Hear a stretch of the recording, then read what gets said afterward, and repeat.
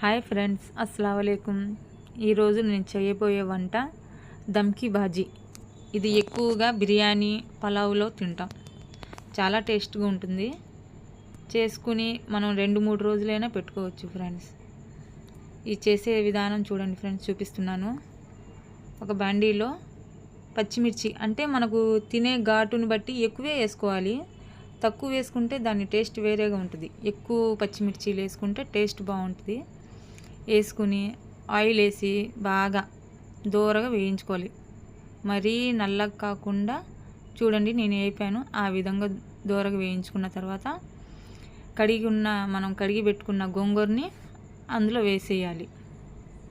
మొత్తం గోంగూరని వేసేసుకుని బాగా కడిగేసి వేసేసుకుని అందులో ఉల్లిపాయ, అదే కొత్తిమీర కాడలు ఉంటాయి కదా, కొత్తిమీరే ఉంటే కొత్తిమీర, లేకపోతే దాని కాడలు ఉంటాయి కదా, అది కూడా మనం బాగా యూజ్ చేసుకోవచ్చు. అది చూడండి, ఇలా వేసేసుకుంటే మంచి స్మెల్ వస్తుంది గోంగూర.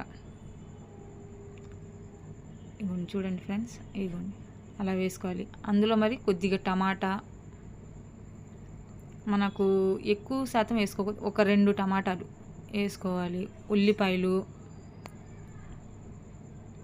ఒక 2 ఉల్లిపాయలు కోసి ఇలాగా లావుగా కోసి వేసుకోవాలి. వేసుకున్న తర్వాత పసుపు, కారం వేసేసి ఒక గ్లాస్ వాటర్ వేసేసుకుని 15 నిమిషాల పాటు మగ్గనిస్తే మూత పెట్టేసి మగ్గనియండి. అంతే. చూసారా ఫ్రెండ్స్ ఎలా ఉందో?